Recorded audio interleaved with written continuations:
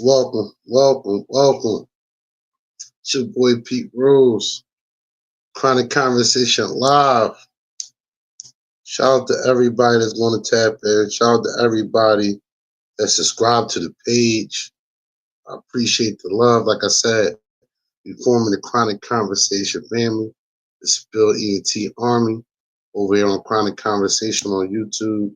So make sure you like, subscribe, and share the videos. And leave a comment on how you feel. If you like the video, if you don't, I take all constructive criticism. Real trap. Um, Tonight, uh, we got another good one. I'm tapping in on the BMF situation because I'm literally outside trapping and going out partying with my niggas, all that. Raise or no, we out. It just so happened that we started the block, the guy jumping, and Flip went to the league like at the same time. So one thing football we said, like, look, I'll get y'all in, but y'all gotta pay for your own stuff in there. No problem. We show right up. You gonna trap all day, go home, get fresh, sweet 450, get up in there and have a ball. I swear. Ask my nigga Killer Kells, man. You know what it is, cause Killer Kells had the will. And we out. We right down to the club and shit. So I'm about to send a link out, get a bunch of people in here. And today's topic of the live is the first fall of BMF. And if there's a third season, this is it. So I got two document. I'm gonna say I got a video and then I got a documentary. And this video and documentary basically is summing up how BMF fell in the first place. And that's why I say if there's a third season, this will have to be it. Because we really, those that were around and outside, whether you were traveling, especially if you were on the East Coast and you were outside, you knew the story about word of mouth. But the DVDs, because the internet wasn't popping like that, you had to get the DVDs. And I'm glad somebody put this DVD up on YouTube. Because this DVD is at least 15 years old about the BMF indictment. So they have the federal agents on there talking. It's a real dope art at the end of the day. That's a real dope art. So let me send out a couple invites because I definitely need my brother Yachty in here because he has a lot of information on the BMF era because Yachty's from Philly, but then he moved down to the A. And by that time, he's established in the A, but he's still coming back and forth. So he has a lot of knowledge on what's going on. Like I asked him in the last live, go check out the last live, 50 Cent versus Big Meech, part one. And I asked him, I said, Dad, they said it was a bull. They be in the park. Big Meech and his squad be in the park. I said, where were they at? Like, what section of Atlanta? So he's like, Fourth Ward, Techwood. So I'm like, oh, they in Techwood, in the Fourth Ward in the park. So there's little information like that my brother Yachty can give me. I just be curious, like, well, what part of Atlanta were they at? Because they don't really say those parts. You need somebody from Atlanta to really break it down. So, certain clubs of Master Yachty was that in for, and like he give me the information. So while I send these requests out, if you jump in the live right now, send it out. But we here for a minute. We locked in tonight. It's a cold winter night. If you out and about on a cold winter Tuesday, you better be making some money. But let me send these invites out and listen to some good music with me. Yeah.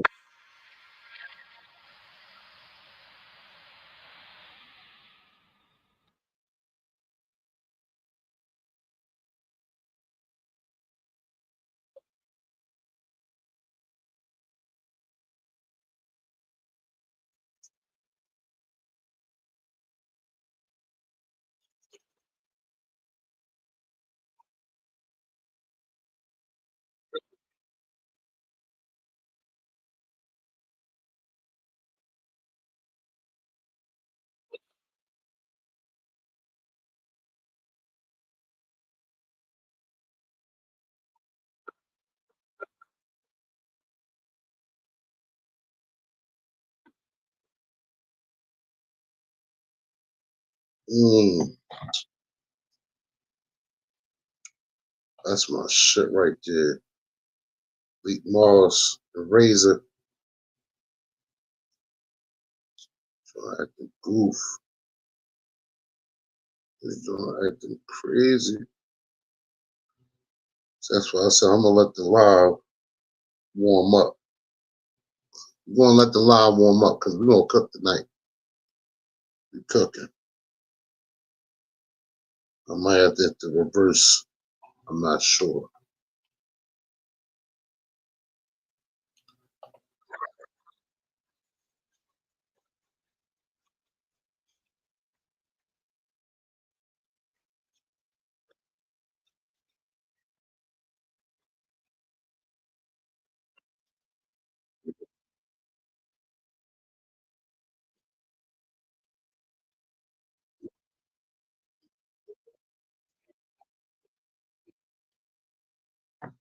It's nutty block.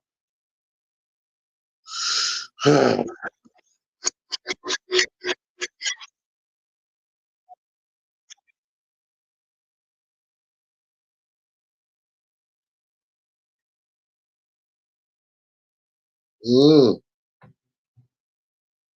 what's this, man? My bad for the technical difficulties. My bad for the technical difficulties. My bad for the technical difficulties. Let me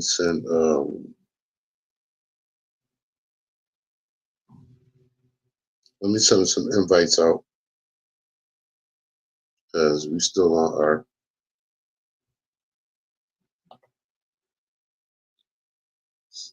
still on our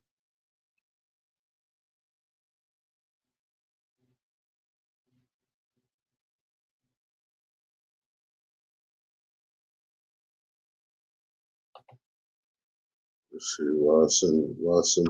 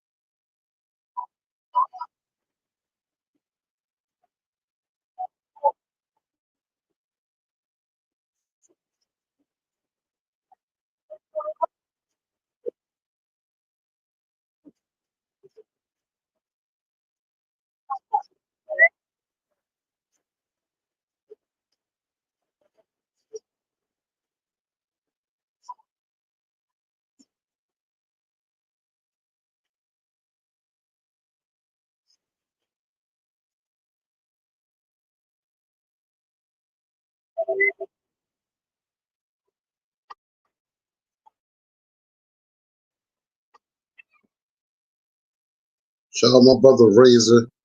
Y'all know what it is. Shout out to the whole OBH, man. It's a movement in progress. If y'all know what's going on, y'all about to see it very soon. Very, very soon.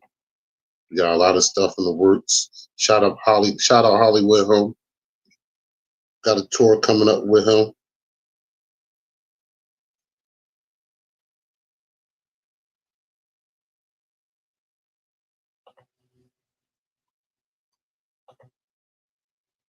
Tour about to start in March.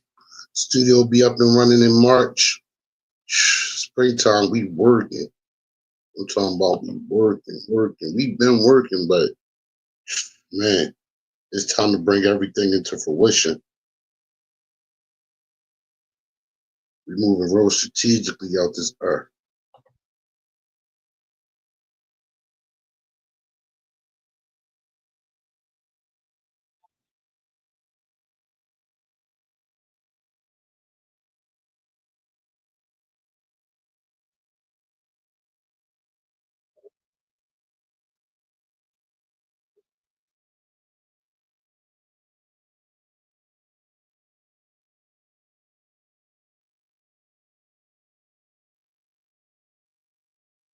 Where's my razor? Where my throwing that razor? I put my shit.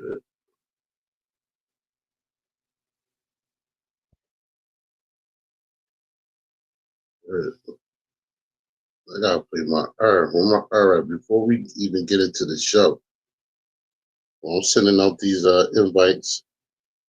And if you jump in, make sure you share this with everybody. Jump in the comments. Let me know you in the building so I can give you a shout out. If there's anything you trying to promote, if there's anything you trying to promote, put it in the comments. I'll promote it live on air. I'll promote. Hey, what happened to him?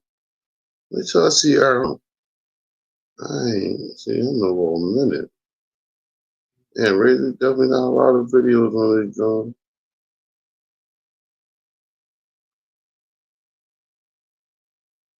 I said, shout my brother Razor. And Spill comes from Razor. So everybody called me Spill. He was called Spill first. And Spill was started with Razor, Killer Kells, and a couple other people. And I remember them putting the movement together, shooting a video on the block. And I'm gonna try to find the video and play the song for y'all. But when I seen that, I'm like, I seen the vision of basically what we doing now, what we about to put in effect. And at the time, I'm still trapping. I'm trapping heavy. While Spill was going on, I'm still on the block. Razor called me to come to the video shoots, or people were gonna pick you up on this video shoot. I'm all right. Come on, we out. Let me get off the block for a little bit. I'm out. And that's how I built relationships with a lot of artists because I'm just around with Razor. And, if you're in the streets or we know mutual people, then it's going to be a connection. And there's always going to be love shown at the end of the day. So if anybody want to know where Spill came from, it's Razor's creation. When I decided to do management, artist development, promotion, and run studios, I came back and I said, "Oh no, we're gonna keep Spill going because that's Razor R, and I'm always gonna support my brother at the end of the day." So I'm like, "We're gonna call it Spill." Let me get Razor permission. He said, "Pete Rose, go ahead." And I'm like, "Boom, it's gonna be Spill Entertainment, this entertainment side of things." So there's still Spill Records. So you got Spill Records, you got Spill ENT, and it's still the same company.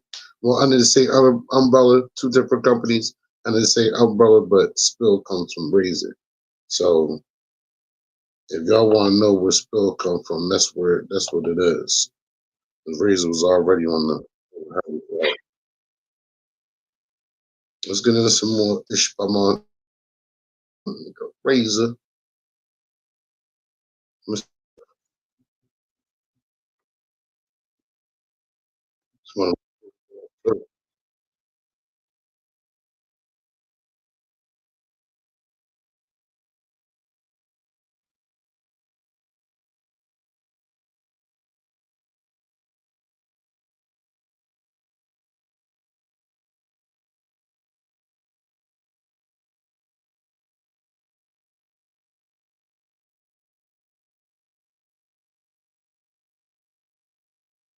Mhm.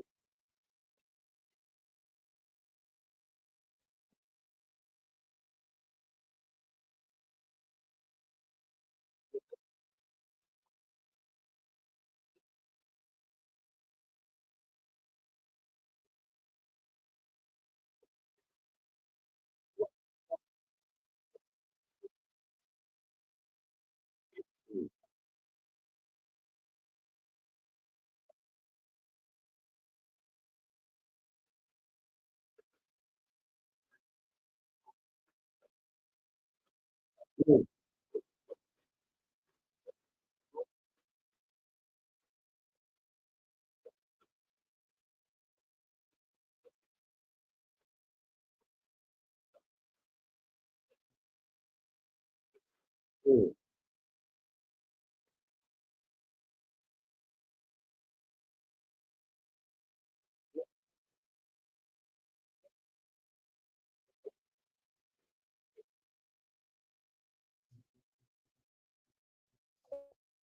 Yeah, I run it back. This my shit, yo. I had to run it back because this my shit, and I ain't here in a long time, and I love this video.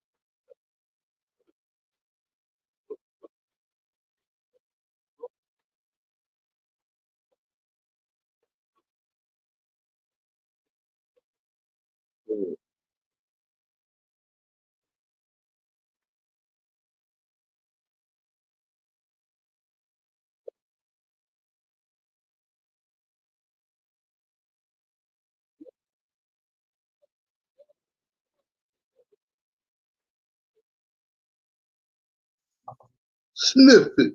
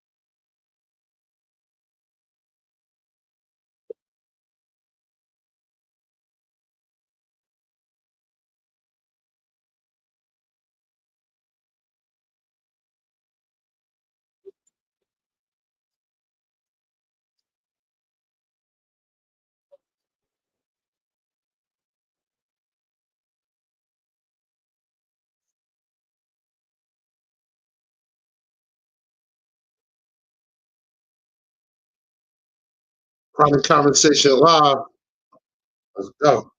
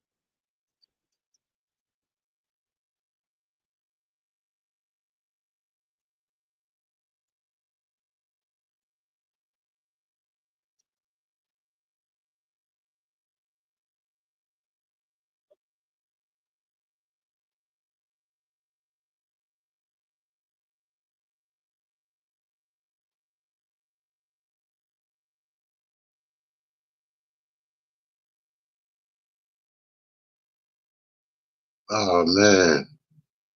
Shout out my brother OBH Razor. Shout out to the whole OBH, man. Listen, without further ado, we about to get into this motherfucking video first, and then we're gonna get into the documentary. Shout out to everybody that's gonna tap in. Shout out to everybody that subscribed to the page. Make sure you share the page with everybody. Share the videos with everybody. Make sure you leave a comment. Let's form a family over here. Let's form a Spill Army. Chronic Conversation family. Tap into the live, share the videos. Give me your feedback. Give me your comments. Let me know any topics you want me to speak on. Anything that you want me to promote. You know, you got some products, you got some clothing, you want me to promote. I got you. Let's tap in. Let's tap in. I know my is on the small side right now, but this is just the foundation. Don't try to come and join the when the roof is getting put up. All right. We had the foundation, yeah. But once that roof is put up, you know it's already up. That's all I gotta say. So, excuse me. We here tonight. You locked in. I said I'm gonna go live with this one. And I told y'all I'm gonna keep y'all posted on this whole BMF situation with 50 Cent and Meech and Lil Meech and Tammy and Cuffy. So you can check out my first live, Big Meat, 50 Cent versus Big Meech Part 1, and then I dropped 50 Cent versus Big Meech Part 2. So you can check out Part 1, which was a live, and Part 2 is another video, a reaction video that I reacted to, speaking basically on, you know, what transpired after that, and some other things like 50 putting Lil Meech in acting class out in Cali for 2 years. Lil Meech going on a prom with Rick Ross' daughter. I didn't even know there was even a relationship there. And they were saying because he grew up in South, he grew up in South Miami. They went to school together. He went with Rick Ross' daughter on the prom. Rick Ross makes a song. So that's why I said in part 2, was 50 Cent 50 steps ahead of everybody else. Because if he knew this information, he was he was definitely outmaneuvering everybody, or just waiting for his time to bring this all to fruition. Because 50 is going to make a profit off of it. 50 is going to make a profit off the earth at the end of the day. He is not going to not make a profit off the earth. So the first video we're going to get into, it's basically a video about BMF, and this is the start of the downfall. That's why I said if there's a third season, this is it. What I'm about to show y'all tonight, this would be the third season. And a lot of these characters, either they don't want to speak on, or the characters don't want to be a part of it, whatever it is. But there's a lot of characters you're going to see tonight that's nowhere near, that's not in the series at all. And if there is a third series, how can you have one without these characters that we're going to see tonight in this video right here, and then the documentary? So we're about to get into the video right now. Without further ado, sit back, roll your L's, do whatever you need to drink, get your popcorn, go use the bathroom real quick, do whatever you gotta do. Because once we get locked and loaded, we are running like the 96 Bulls. Real trap. So I'm gonna get into the video right now. Just give me a second, bear with me. We're gonna get right into this video. And I'm not doing I might do a little comment. I might stop the video and do a little bit of commentary on this video. But once the documentary start, I'll say a little bit before it start. Then after that, I'm letting that part play all the way through. I ain't saying nothing. I ain't saying when the documentary start. When I put the documentary on, I'm not saying anything. Y'all still can comment. I'll answer the comments, and I'll put your comment up on the screen. This video right here, I might comment here and there. When the video ends, I might give a little brief summary, and then I'll give a little introduction into the documentary. So this is part 1 of the live, and then part 2 is the documentary. If you like the video, hit the like button, share this with everybody you know, and subscribe to the channel so you can get the notifications, hit the little bell up top. Without further ado, let's get into it. The first fall of BMF, if there's a third season, this is it right here. So we're going to get into this first video. Let's go.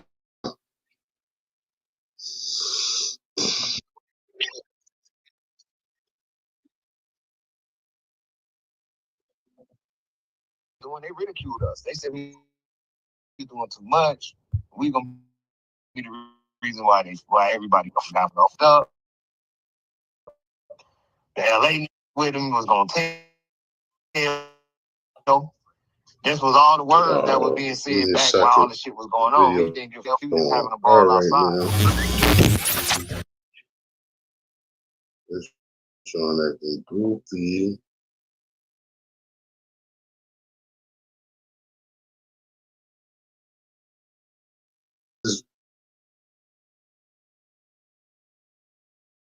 Talking. And that's why I was saying, like, if you're going to have and not have his character in there, that's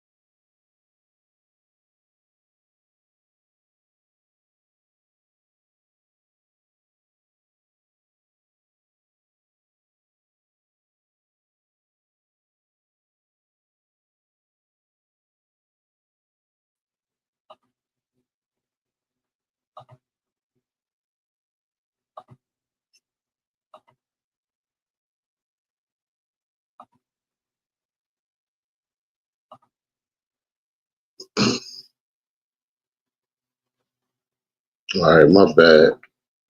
Lost connection, but we back. So, without further ado, my bad for the technical difficulties on the earth, but we back. Let's get into this BMF story right here. Like I said, this is part one, and then we're gonna get into the documentary, which is part two. Like I said, I might do a little commentary. I might pause and say something during this. I'm gonna give a little summary at the end, and then I'm gonna give an introduction of the documentary when that begin. So my bad for the technical difficulties, my bad. But we here, like I said, we here all night. So I don't care if it's technical difficulties. I don't care. I'm coming right back here. I'm right back here, and I guarantee you this. This the third season, right? I'm gonna call this the third season. We're just gonna call this the third season. We about to watch the third season of BMF, y'all. Get your popcorn, get your L's, get everything ready. We about to watch the third season of BMF. My bad, the bootlegs start acting up. About everybody that made money off of BMF, the brand, you don't think about nobody from BMF. Shit, at this point, not even that's coming back from that. The money go to Tammy. All right, so now look, from way back in the day, you got after the shooting of Wolf in Atlanta, 3 days after that, Meech got locked up. Okay, or like 2 or 3 days after the shooting, Meech got locked up. Okay, a couple days after he was locked up, he called a shot to the streets to all of us and say, "Hey, everybody from BMF, go back where you from." You know what I'm saying? Like, get up out of here. It's hot. We got to figure out what's going on with this shit. And then once we get a hold of it and figure it out, then we'll come figure out when we all coming back and convene again and be back together down there. So wherever state you fucking, we had people from different states that was with us. So everybody from different places: Milwaukee, St. Louis, Detroit, Texas, Atlanta, Cali.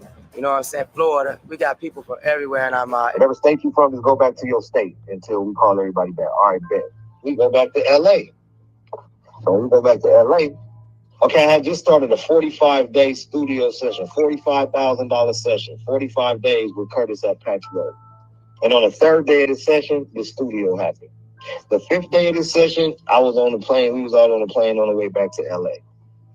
Like the sixth day of the session, I guess, would have been the next day when I got to LA and I'm trying to handle the music business that we got going on or that I got going on.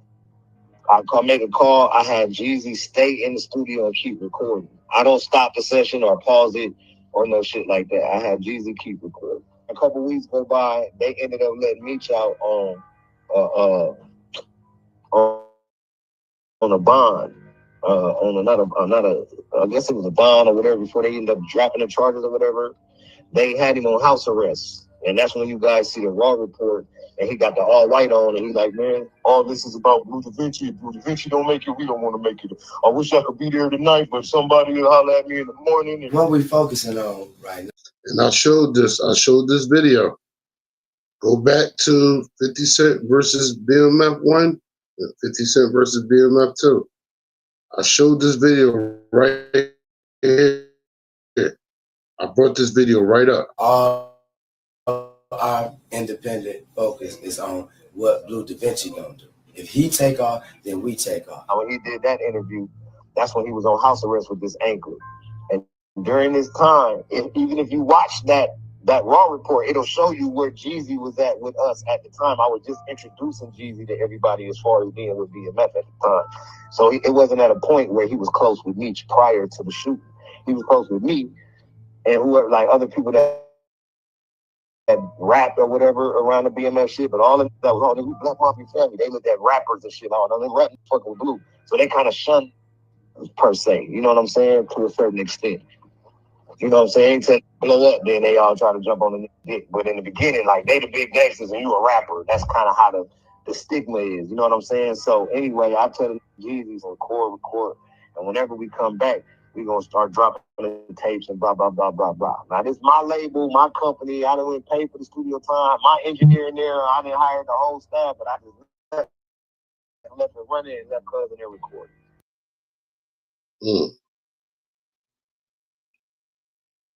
Let me show you why I stopped paying for all my other sample libraries. This is Arcade by Output. This not bad.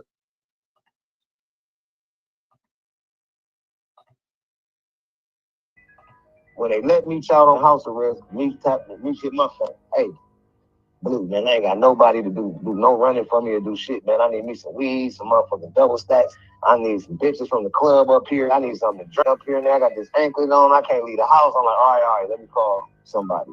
So I think all I got is really Jeezy to call because everybody else really gone or laying low because they don't know what's going on after these murders. But Jeezy in the studio every day right there. I talk to him all the time. Say, damn. Call him. I'm like, bro, dude, needs you to come up there and be doing some shit, go to the club, give you some bread and shit, go to the club and bring girls back and all the shit, bro. He just needed to come up to the house. He's like, all right, bet. So he came up to the house. And when he went up to that house, that's when they developed a real close friendship during the next few weeks or whatever have you. And this is also the same time where Jeezy signed all the record deals. So if anybody that know about BMF or anybody that like might even jump in your comments that say, man, Blue ain't lying, I remember this time, or I remember this, they'll remember me saying that anytime you would ask me back then something about music or entertainment or whatever, he would always put you off to me.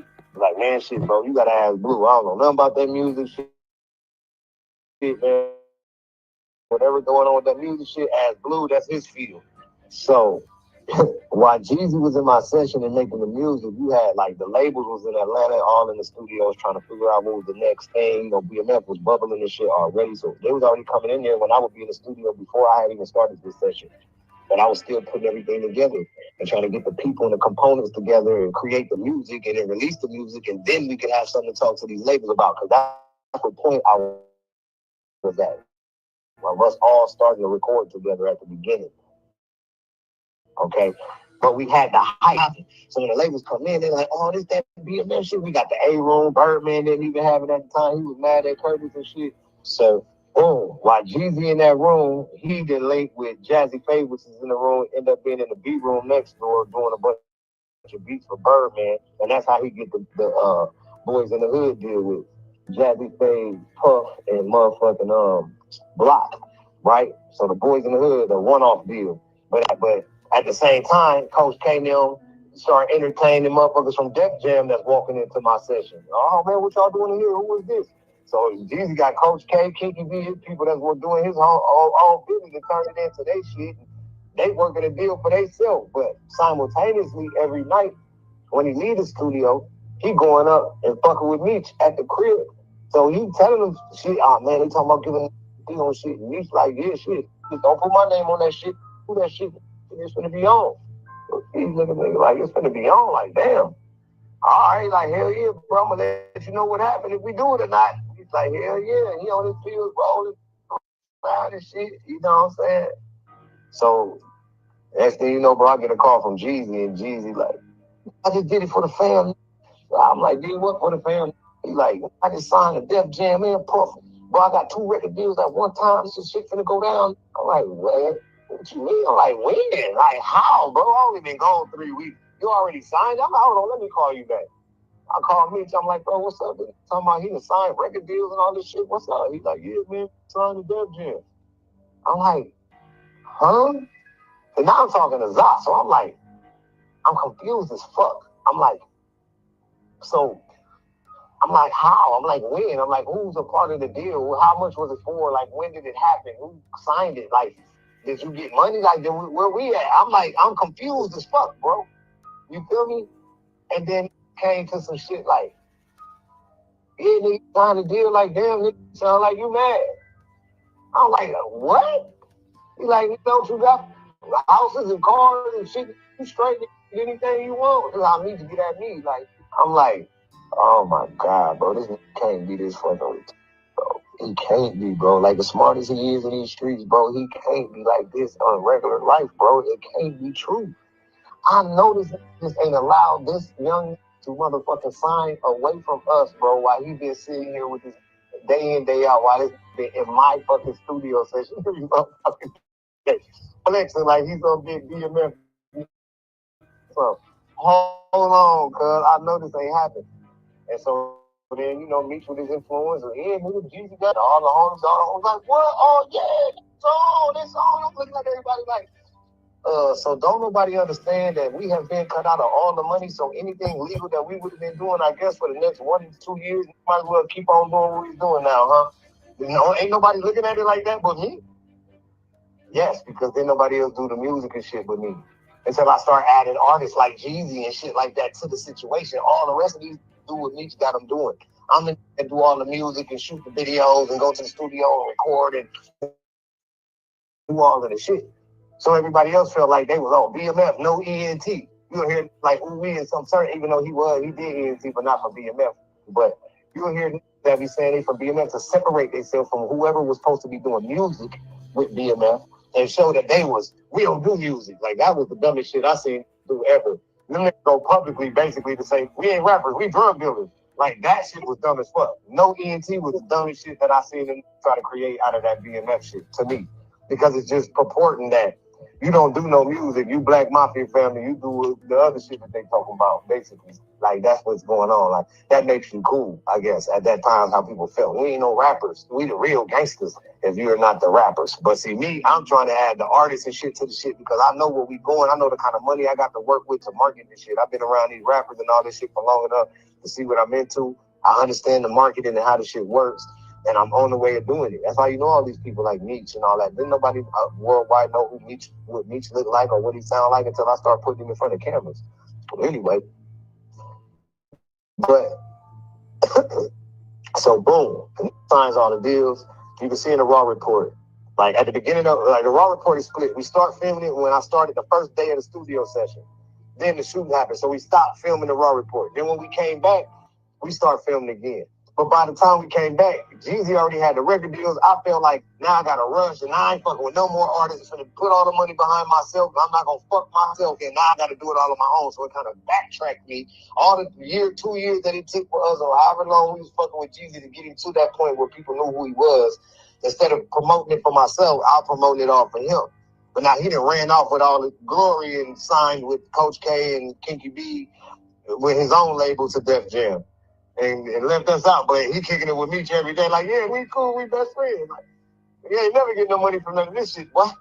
That's what was really going on. But Meech couldn't really never see it, I guess. Like, he just thought that it was so cool that he was just gonna give him millions of dollars and shit. And you know what I'm saying, one day or something because he knows the truth or whatever. You know what I'm saying? In business, you already know that shit ain't gonna never happen. And this look how. So basically, Meech was naive. What y'all think? Comment. What do y'all think? Because clearly, Jeezy seen the writing on the wall and got the hell out of Dodge. Went straight to Def Jam. Like Boo Da Vinci said, if we trying to go the legal route, why you ain't involved with the deal with Jeezy, Meech? Was Big Meech naive? Or was he slow? Like Boo said, he can't be this slow. But clearly he was. Because there's no way Blue Da Vinci was not popping. His raps was not popping at the time. In 2004, his raps was not popping. Salute to Blue Da Vinci for what he did, but as far as the raps, we did not want to hear that at all. Jeezy, on the other hand, Jeezy, we pumping that all day, every day. And he's screaming BMF, CTE, Free Big Meech. If you go back to Can't Ban the Snowman mixtape, USDA The Click is the name of the song. It's Can't Ban the Snowman mixtape. This is how much I got a hip hop brain. Can't Ban the Snowman mixtape, CTE The Click. At the end of the track, DJ Drama says DJ Drama says Free Big Meech. And Jeezy is saying BMF throughout the track.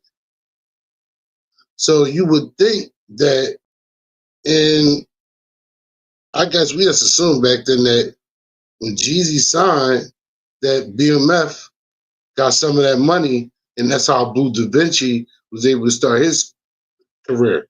But now, after watching some of this, Blue Da Vinci said, no, he got that deal without me even knowing. And then I put all the money behind myself.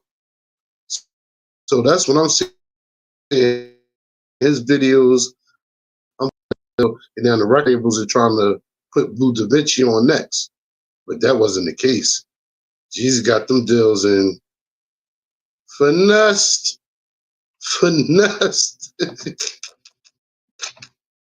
How successful that young brother went off to be. You know what I'm saying? So I feel like, you know, he one of my babies out of a lot of people that I done birthed out here in these streets. And I'm proud of this and all of that shit. But I'm not proud of the decision that Meech made while him and Jeezy had that one-on-one time, and he knew that he was getting ready to sign them deals. It was at least a tape of he was in a position to be in that situation. But he's here now. Now it's time for you to come back. They're talking about giving Jeezy a deal.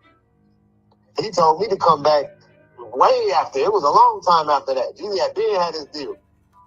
And everybody knew and all that shit. And then he's like, all right, y'all come back now. And so then we all come back. But by the time I come back, my hands is tied against my motherfucking back. Now I gotta start all over, go create all new records and all this shit, all these stuff Jeezy ass. So I'm basically going through all this shit all by myself. I'm showing that I'm not fucking with Jeezy. Even in the Raw report, you see it. I say it on the Raw report. All this shit is documented, bro. Can't nobody say I'm lying or none of that. Nobody went through it but me. Jeezy had to get up here and say I'm lying. Then I pull up the video and then show you. Like, look right here where I say, no, I'm not fucking with this nigga. And he put his arm around me, and my hands is like both on my side. And I ain't fucking with it in real life, but I know what I kind of got to do for the video and what I'm marketing and promoting. I still got to use what I can for what I'm doing. I understand that part of the business. But in real life, I'm not fucking with this for real, for real. And he like, oh, this mad at me and shit. You know, we probably gonna have to go in the studio and do some diss records against each other, but then we'll come out and hug. And when you see that part, it's all flex and flaw because the bitch has know you wrong. And if you read his body language and you watch the shit, you gonna know what I'm saying is true. You like that lying. You can see how they're moving and bouncing around with a little goofy ass look. And I'm like, I ain't even look. I'm looking at the camera like, what is it? And so even when I introduced him to the city of Atlanta at the big BMF Entertainment label launch party that I did, and flew in all the program directors from everywhere and did all that. That wasn't Jeezy doing none of that shit. That was me doing all that shit when I put him on that stage and introduced him to a city that he already lived in. That was me putting all that shit on. That was us out there lit with the ice sculptures and with all the ice, with all the horns and the records that the people were singing in the club. And Jeezy was on a couple of them, but that was all my shit at that time. And people didn't know Jeezy hadn't blew yet because he ain't dropped the records through the. On the inside, knew he had the record deal, but he hadn't dropped the records on Def Jam yet to blow in the city like that. He was still getting hot, but everybody still was respecting his handle from being with BMF. Point in case is, Meech fumbled the whole Jeezy shit. Okay? Meech fumbled the whole Jeezy shit, bro, because it happened on his time. See, Jeezy ain't signed all the record deals while I was in Atlanta, and I was in my studio every day, and he was there with me. It didn't happen like that. It happened while Meech was on house arrest and Jeezy was going up there feeding him whatever information he was feeding them every night and bringing them the double stacks and the weed and the drink and the bitches from Magic City and shit and throwing the money for the ones and shit and throwing them around to the bitches having a ball get high and shit. That's what was important. And not the future of all these niggas that's running around doing all this shit that they didn't went to prison for now. Okay? And that's what was on my mind. Because remember, y'all. That's how Jeezy paid it. Jeezy, I'm joking. I'm betting right now, but that's how Jeezy paid him. He paid him in triple stacks, wicker, and strippers from Magic City. That's all he wanted. He ain't want nothing else. He said, "Oh, that's all you want? All right, cool." No, I wasn't no big drug dealer, none of that shit when I met Cuz. I was already in entertainment. I never claimed to be no big drug dealer. I might have sold some crack and shit in movies and shit since I was 18. Gang banging to movies to fucking with Meech and them. That's what I did. You know what I'm saying? So all that other shit on entertainment, I thought they put me with Meech to do all that because Meech them didn't know what they were. So he fumbled on that. Now, if you look at Rick Ross, Meech gave an okay for Rick Ross to do the BMF record. But look, it's titled BMF, and it's basically about Meech and his crew, or he think he Big Meech, and it's an acronym laid off the foundation of the marketing and blood, sweat, and tears that then died and the motherfucker that then went to prison from BMF, from Ross. Even when I came home, Ross was charging me and doing shit with me. He'd do a song for free, charge me for a video. I wasn't complaining to get, but did I still feel like, you know, being able to get 100, 200 million off a worldwide tour off a record called BMF is what's supposed to be happening, and then the boss of the shit cool with it and sanctioning the shit, so it's cool. So can't nobody that's from BMF really say nothing about it. He fumbled. I feel like he fumbled that Rick Ross shit because so much money was made there, bro. Hypothetically, personally, if it was me that had that power over the BMF situation at them point in times, then I would have made sure that I entered into some kind of agreement where monies would have been dispersed to set individuals, to certain individuals from the proceeds or whatever it was that was going on. Out of all this shit that ever used BMF for, do y'all think they just let you use Mickey Mouse whenever you want to, and then Walt Disney Corporation just say, yeah, y'all can use Mickey? No, you can't sell nothing with Mickey on it. But enough about us. Without further ado, let's get started. Why should you publish a book? Unless you got some kind of clearance from Disney, you have a license for that. You gotta, bro, do that shit. Oh yeah, you heard that shit? Yeah, man, that shit called. Everybody calling me about it. That's the payment. Is the notoriety, I guess. I never was in entertainment for that. I understand how this business works. I understand how monies are accumulated, and I understand how contraction, bro, that keeps all kind of families that hold these points and shit fed for the rest of their life. Yo, Lou Da Vinci is giving game right there. For anybody that's watching, if you're an artist, if you're in the music industry, he just gave you $1 million worth of game right there. Talking about the point system. If you don't know about the point system, look it up. But Meech was supposed to have points on that BMF record. So if it's generating millions of dollars, you're getting paid because you're getting points. He just spent $1 million worth of game right there. Real talk. And that's on her. At least I'm coming to the table. You got a plethora that. That's the payment. Is the notoriety, I guess. I never was in entertainment for that. I understand how this business works. I understand how monies are accumulated, and I understand how entertainment, bro, that keeps all kind of families that hold these points and shit fed for the rest of their life. At least something coming to the table. You got a plethora that was there with me during the time that made him popular. Okay? Remember, he was doing what he's doing since the D in the 80s or whenever he started doing what he's doing, but he wasn't no worldwide household name, bro. He became a worldwide household name after he did these certain amount of years with this certain band of people. Okay? And it was, and that revolution was televised at that time via fucking DVDs and Smack DVDs and whatever we was doing, getting magazines and showing up in clubs and showing and proving, putting in the work actually on the street, not just saying it on the internet. This is how he got popular. But that band of people that supported each other, not just him, but each other through that shit, they have received not a benefit from anything that has had to do with the BMF shit, period.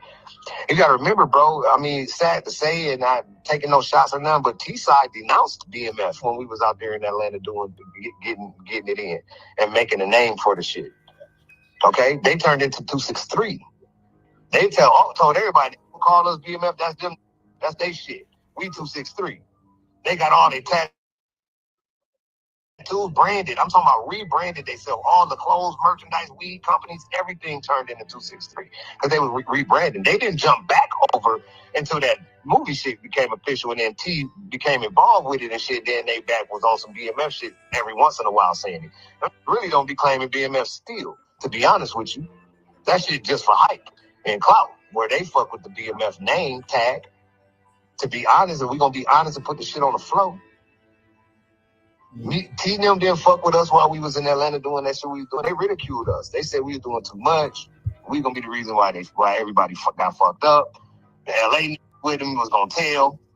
This was all the words that was being said back while all the shit was going on. Me didn't give a fuck. He was just having a ball outside with his group of people that all agreed to get out there and do the same thing with each other. You know what I'm saying? And he just jumped on his program. All right, you got the vision. This got the entertainment and talent vision. Boom, put them shits together and we're going to work our way up out the streets at some point. Maybe Meech didn't care about stopping or being free from that shit at no point.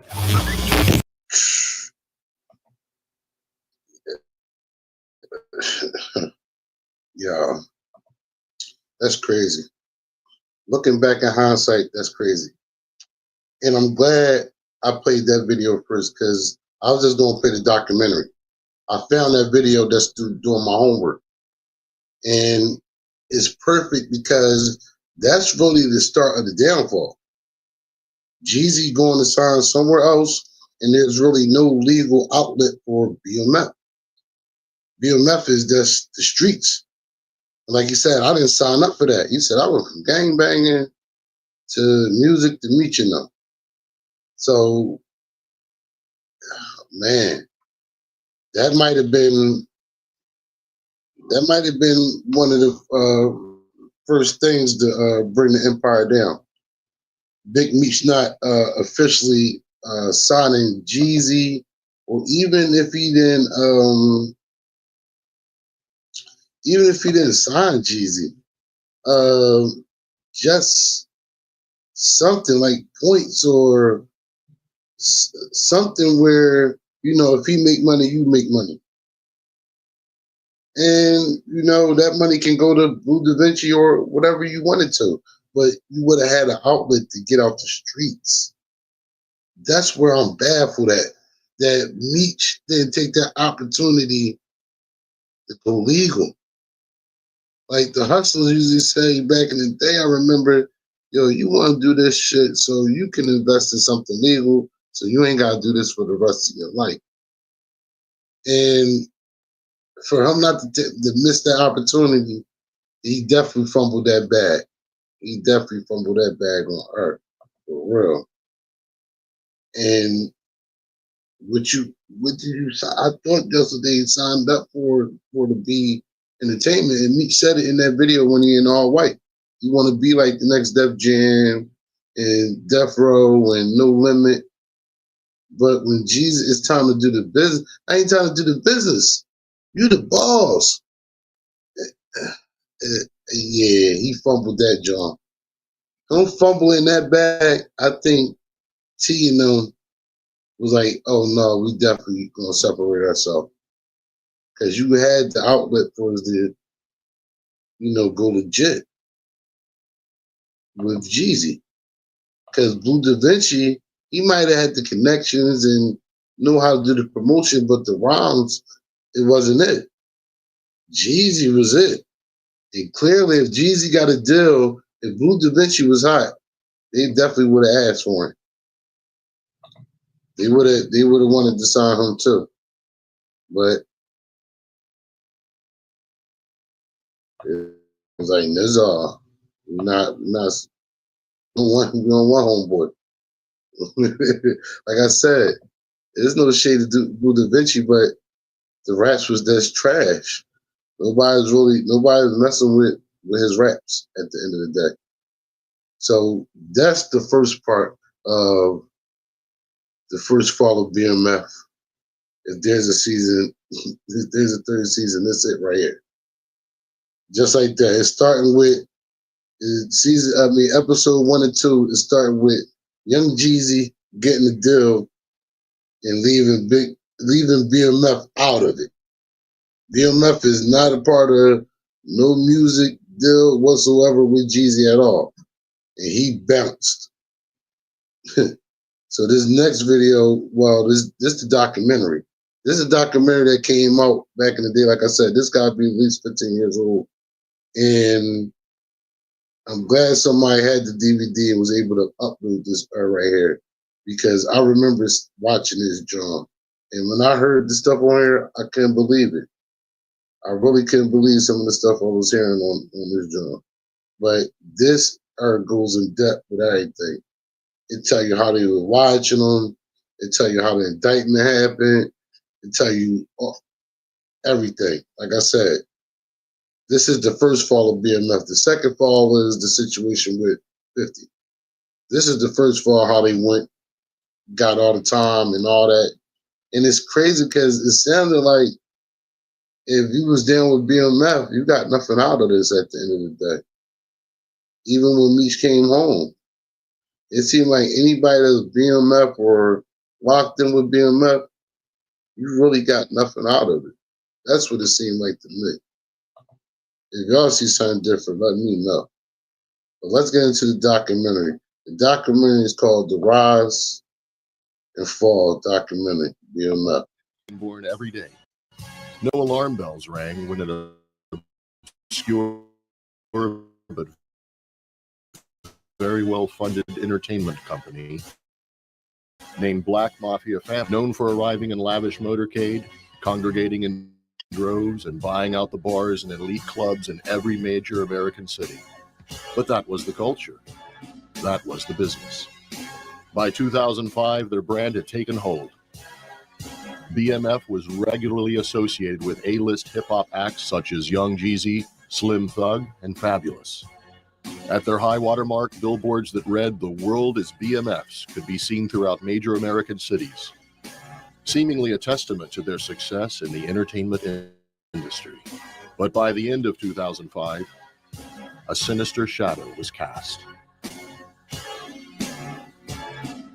Tonight, 2 local men are in custody in connection with a major drug investigation. More than 200 pounds of cocaine, 100 pounds of marijuana, and as much as $1.5 million in cash were allegedly found at his home in California. Agents say in this whole operation, they seized 6 kilos of cocaine, 80 pounds of marijuana, and seized more than $1 million in cash and in assets. We expect to learn more about this operation in the coming days. After years of covert law enforcement investigations, it was revealed that BMF was actually a cold, calculated criminal enterprise, hiding behind a very public disguise. Over the course of 15 years, the crew had made over $270 million in trafficking cocaine around the country. As the investigation unfolded, over 150 members of BMF were indicted, and the Black Mafia family was named one of the largest domestic drug distribution organizations in American history.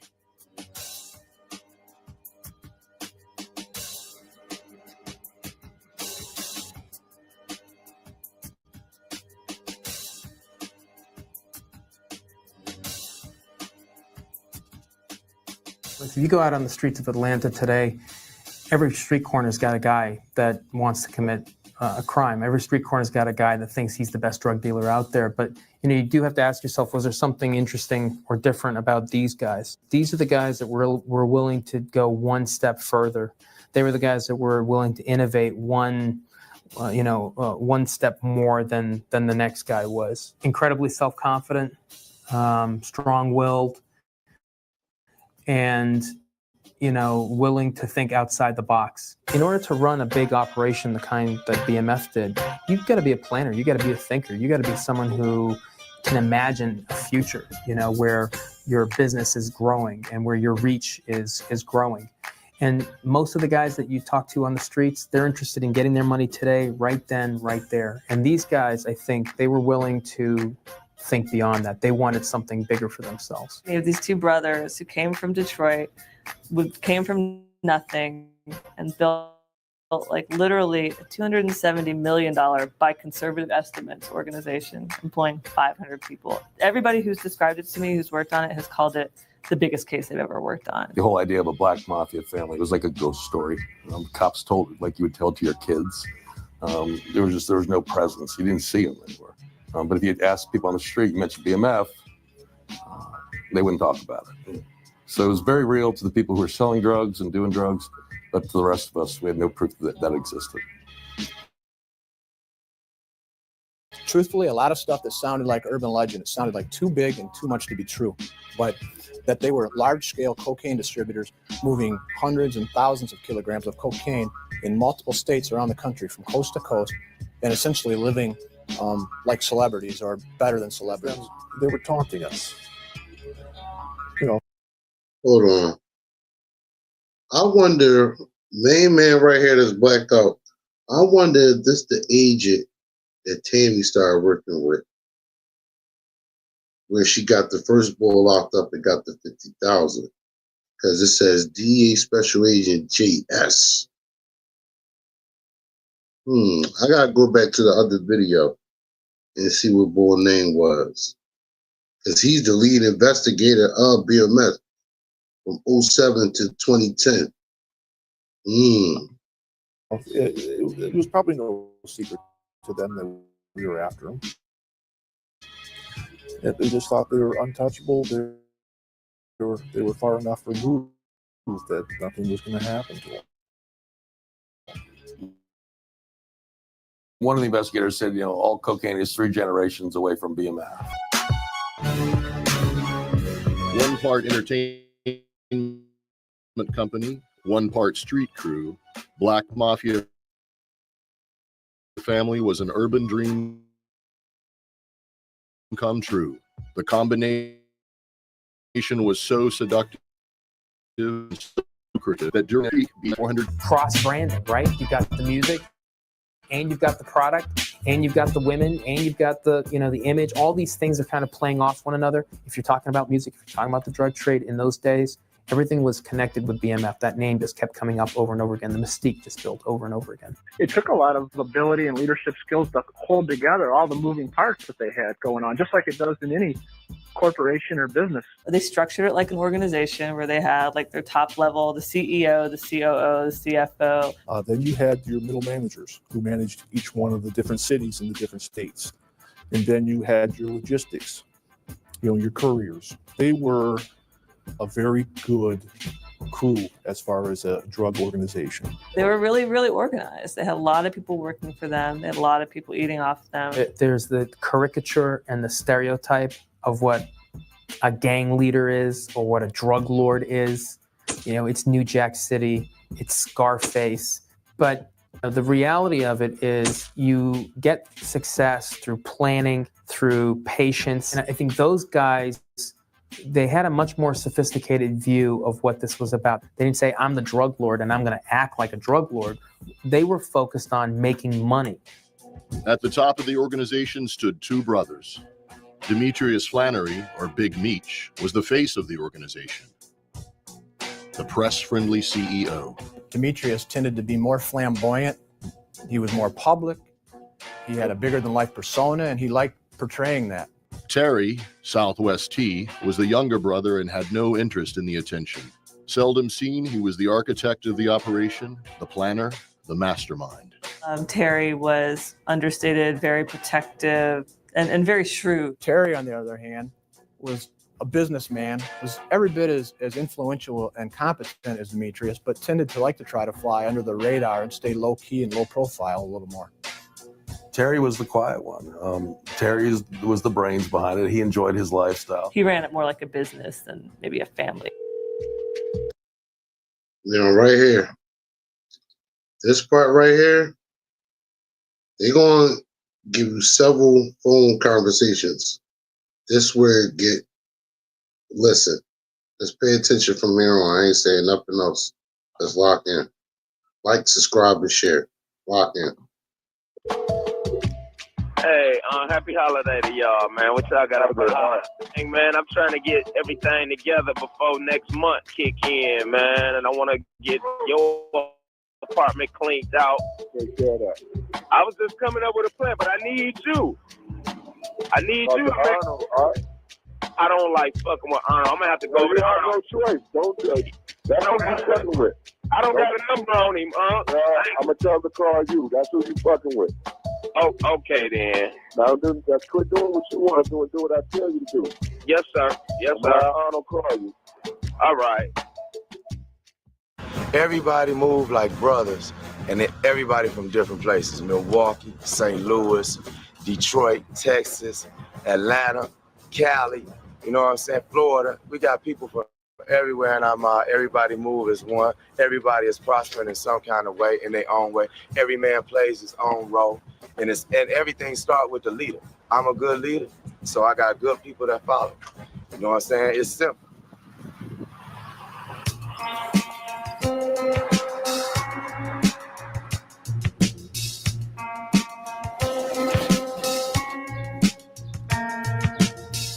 The Black Mafia family was an ambition 20 years in the making, arising from the hard streets of Detroit. Meech and Terry got into the drug game for one simple reason. They no longer wanted to be poor. By the late 80s, Meech and Terry led a small drug ring, peddling crack cocaine at local high schools. And that's not to say that everyone who lives in these neighborhoods buys into a criminal lifestyle. But in a lot of these neighborhoods where money's scarce, opportunity is scarce, most of those people, if you called them on it and said, how can you allow this stuff to happen right outside of your home? Most of them would turn around and say to you, well, how can you criticize me for this when I have nothing? Terry and Demetrius Flannery grew up in the hardscrabble area of southwest Detroit, right up against the cities of Ecorse and River Rouge, very blue-collar, tough area. And they grew up on a dead-end street, 1555 South Edsel, a gray, nondescript home at the end of the street. You know, Meech had told me the gas would get turned off in the winter, they'd have no heat in it. And he watched his parents who worked have to struggle through that. I mean, he told me straight up, he's like, yeah, a job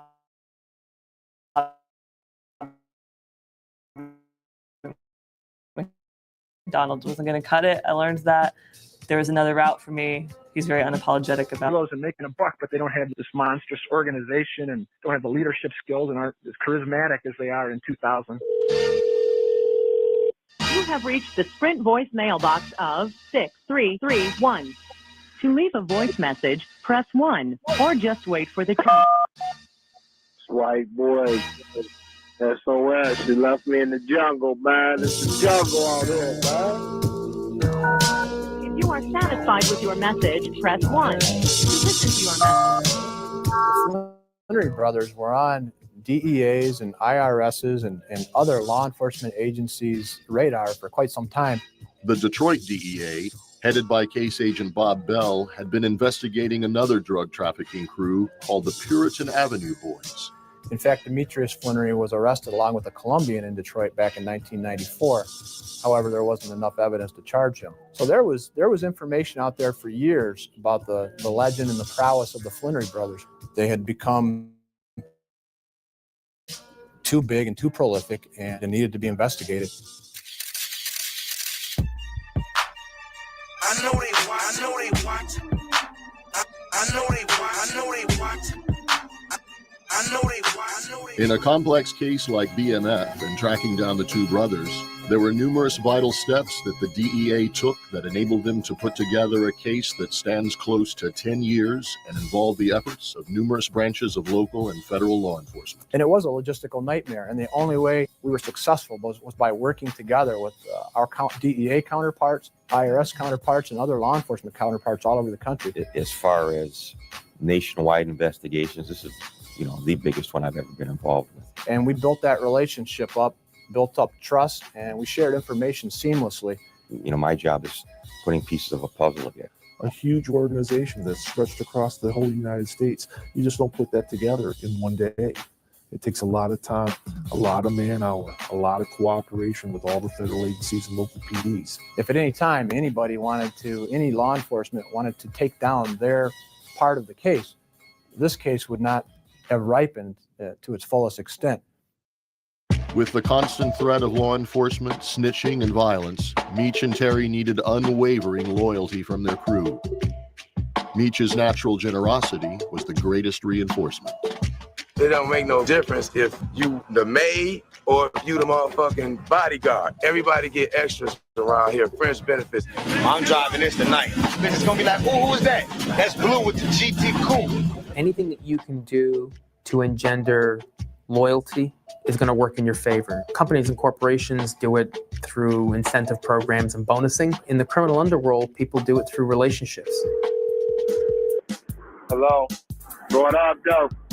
Going up, though. Now just call and let you know, man. Pulled over in my truck for about 2-3 hours now, man. It's crazy. They ain't said about the tinted windows, but they claim that they smell marijuana in my truck, and I don't even smoke in my truck. That's terrible. That's terrible. But it ain't none in there, so they feel like dickheads. No, what I'm saying is they didn't smell no weed in there. I do not smoke in that truck at all, B, is what I'm saying, period. They just want to look. They just probably want to be all on it because the truck new and the car, all that shit look new for a young nigga. And probably ain't none of that shit in their name. That's why they do all that shit. Yeah, they talking crazy, ain't they? They talking crazy. I'll rap with you in a minute. If you got a robbing ass boss, then you're gonna be a robbing ass crew. If you got a real boss who know how to sacrifice and take the bad along with the good and show his crew know how to be men, then this what you get. Everybody shining like new money. Another thing they would do is to build loyalty amongst its members by actually putting family members of defendants, organization members on a stipend. In fact, one recorded call, Terry was talking to a defendant who was getting ready to go in for to serve his sentence. Terry offered to pay Benjamin Johnson's wife about $6,000 a month while he was away. $72,000 a year tax-free isn't bad to get by on. They really produce loyalty through reward rather than through the threat of punishment. Their organization gave notoriety to people who felt they were part of something exciting and important. They were very generous with those around them. They provided a lifestyle. A lot of time was spent at clubs. There were a lot of women around. You know, a lot of these guys on the lower level, when they were part of this particular group, BMF, they had status when they walked through the door. Where's the Black Mafia family at in this motherfucker? In BMF, if there wasn't a written code, there was definitely a spoken one. They were all brothers. They all moved together. Meech preached that jealousy, envy, or the distraction of women among the crew members was not welcome at all. We don't fall out over no girls. We hit them all. They hit my hoes, I hit they hoes. The ones that don't want to be shared, then that's your own personal falling out over no hoes.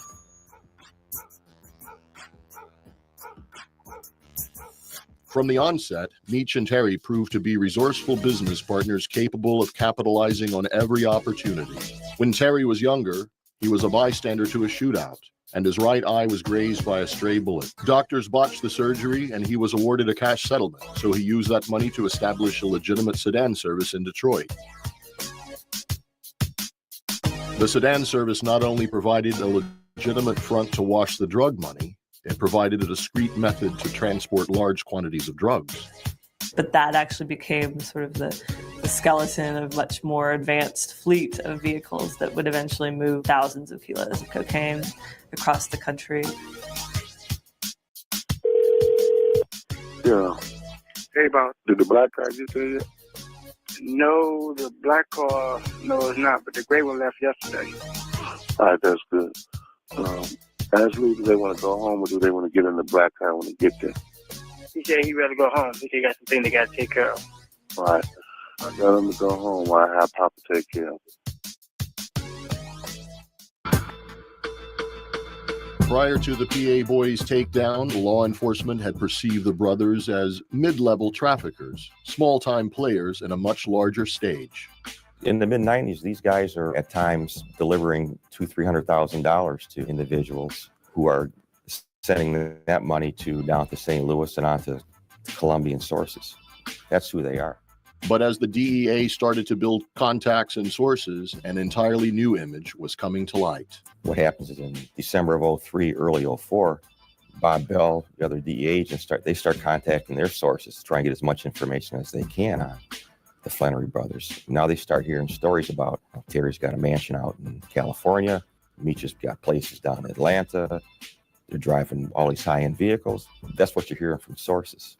For years, Terry and Demetrius Flannery attempted to live like ghosts. Going back probably 10 years worth of income tax return records, there were no records of them ever having filed. Along with that, they each had about at least 5 or 6 aliases and had that many different fictitious driver's licenses in several different states.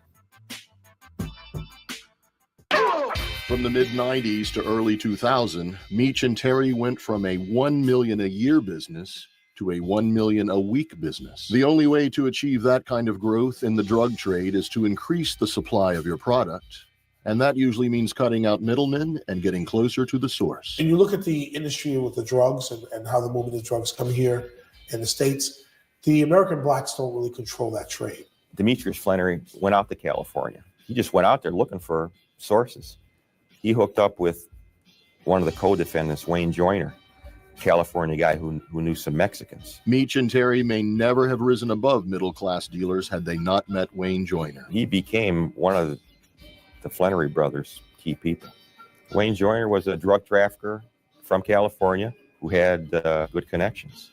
He knew guys that could do houses. He knew the car guys. He knew the Mexicans.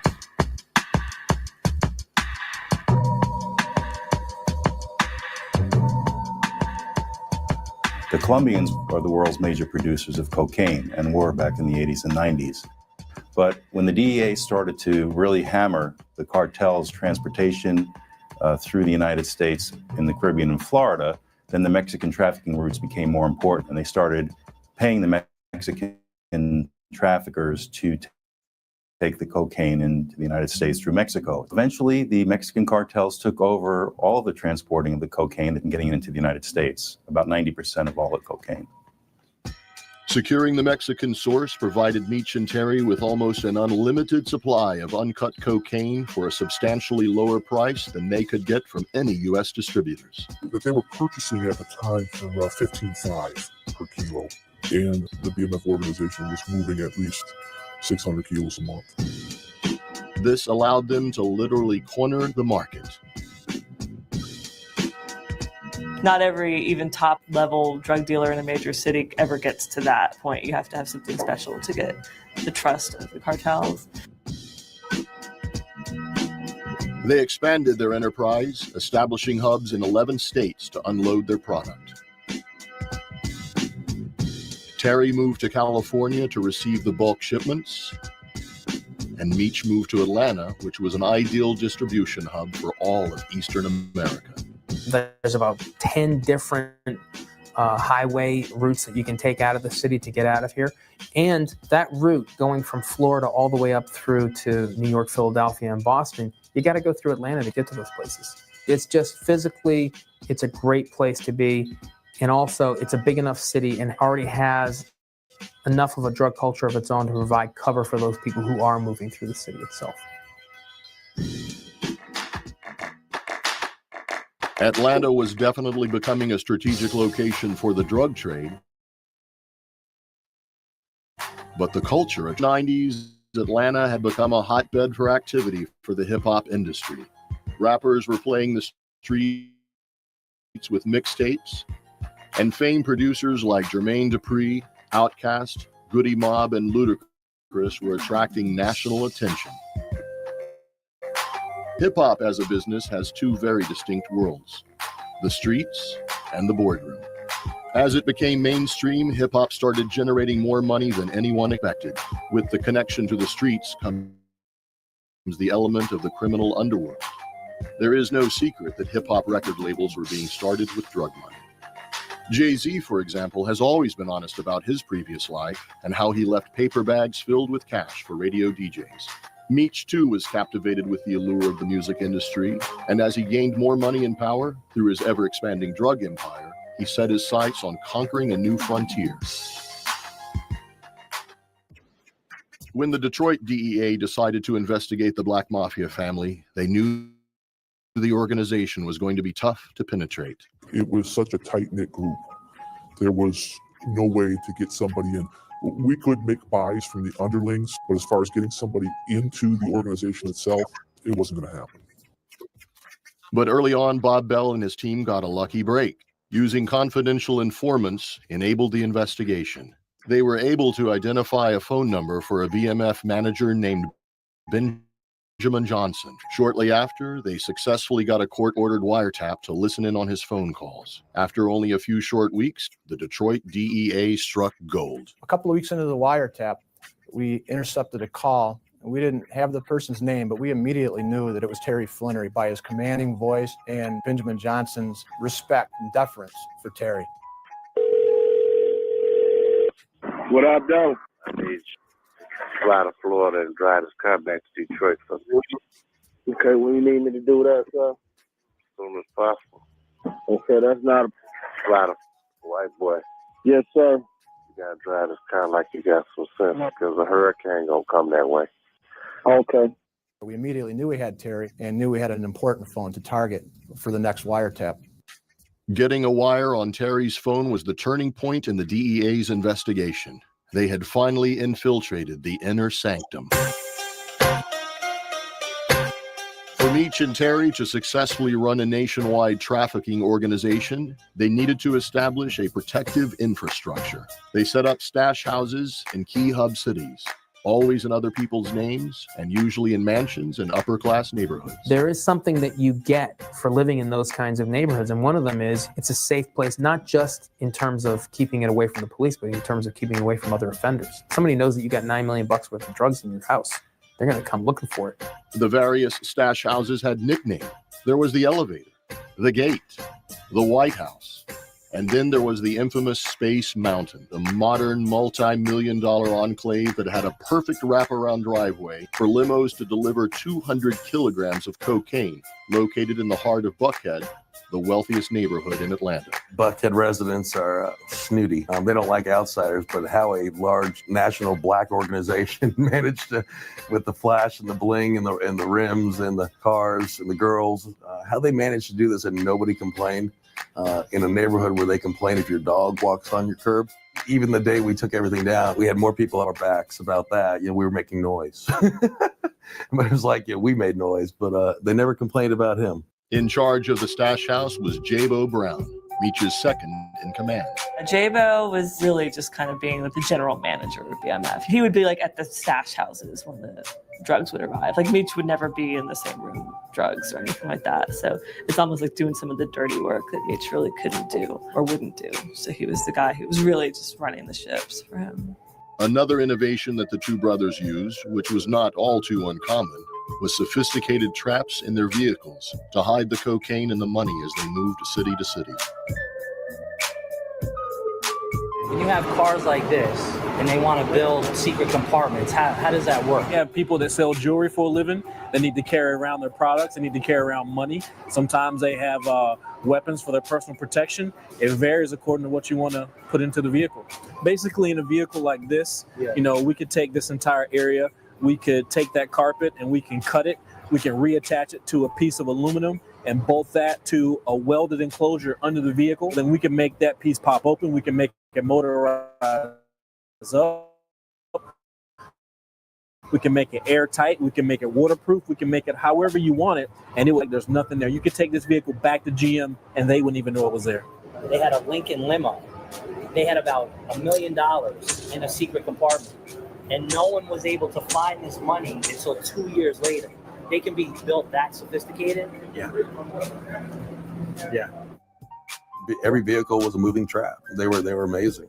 I mean, I had to admire their ingenuity. They had real strict rules about like nobody who's below this level of management can even know how to open the traps they had installed in these cars to access the drugs. I mean, which would basically be like okay, put the car in reverse, turn on defrost, hold a magnet up to the dash, and turn on the windshield wiper. These traps were high-tech, very sophisticated, electronic, hydraulic. Some of them had vacuum pumps in them to try to overcome or thwart drug-detecting canines. It would make it difficult. We were able to seize a Hummer limo, and notwithstanding the best efforts of law enforcement to find the secret panels, we managed to miss it. I think a year or so later, the man who bought the limo managed to find the $1 million in it.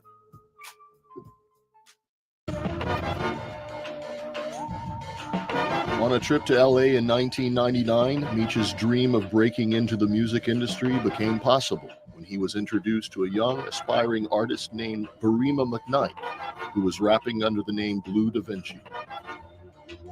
They shared a common vision, and Meech took an immediate affection to the young artist. Shortly after, the two founded BMF Entertainment. For the entire lifespan of the record label, Blue Da Vinci was the only artist signed. What we're focusing on right now is Blue Da Vinci. I believe that most labels take so much time out and focus on so many artists that you can never get the realness out of the one artist because you're focusing on 10 or 20 artists. That's why all our independent focus is on what Blue Da Vinci gonna do. If he take off, then we take off. If he don't take off, then we don't want to take off.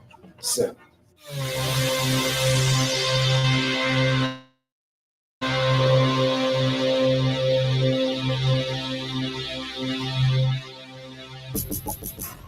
The business that they chose to hide behind, to use as cover, was also an industry that was critical for improving their reputation and providing them with the social capital that they needed. And it created loyalty, it created a mystique, it created interest, and it provided a fantastic cover for them.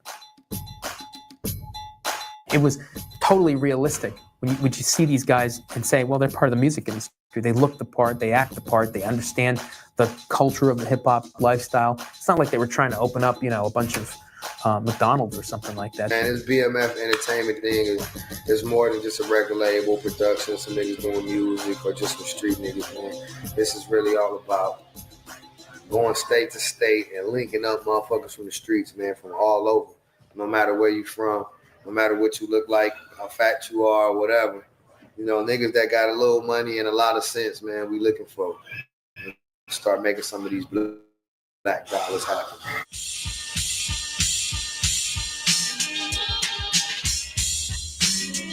One of Big Meech's biggest self-proclaimed legacies was that he unified gangs from all over the country. Crips, Bloods, GDs, BPs.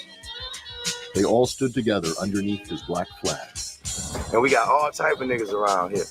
It's short niggas, tall niggas, bald niggas, light skin, dark skin, braids, dreads, fat, whatever you want. We do it all. We don't discriminate. Matter of fact, after you leave here, you end up getting your teeth on something and coming up with something better. You know what I'm saying? Like a new car, new house. Maybe the kids get to go to school, private school, paid for, courtesy of the mob. You know what I'm saying? We pay. That's simple.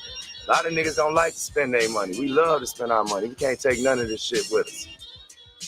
This phenomenon is a testament to how BMF grew. Most guys who want to establish a drug empire, they're going to go off of the stereotype of what you believe you have to do to get there. And part of that is the violence. With daily images of cartel-related bloodshed being broadcast from the southern borders and gang violence running rampant in our own cities, we have an immediate prejudice that the drug trade goes hand in hand with violence. Meech and Terry took a different approach to extend their reach. Upon entering new territories, they presented themselves as businessmen, and through diplomacy, they created alliances with existing criminal entities. They kept their eye on the ball because, you get enough bodies laying around, and law enforcement attention is going to come your way probably faster than when there's not that type of activity. In a way, that's what made them so successful, because they never engaged in a lot of violence, so that the attention was never drawn to them in the way that it might be to another group of people. As much as Meech was a natural negotiator, the bottom line was probably the most persuasive element in BMF's success. With their vast supply, the brothers offered kilos of coke for only $17 grand, $2,000 to $3,000 less than their competitors.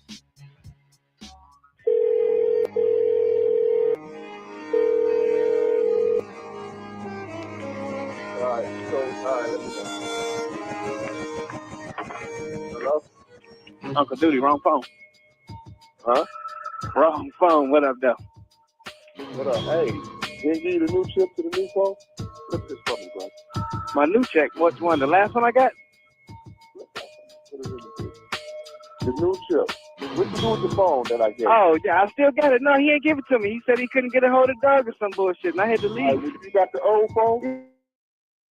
Yeah. You got it on you? Yeah, I ain't got no time on it, though. You told me to burn out the time. Often, while we were intercepting Terry talking on a particular phone, he would be using push-to-talk phones in the background, having other conversations. So he had multiple phones going at any one time, and then, of course, had a reserve of phones for him and his organization members. So about the best thing we could do was, as Terry would transition from one phone to another, was to try to keep pace and spin to the next phone. And we successfully did that with about 3 of Terry's phones.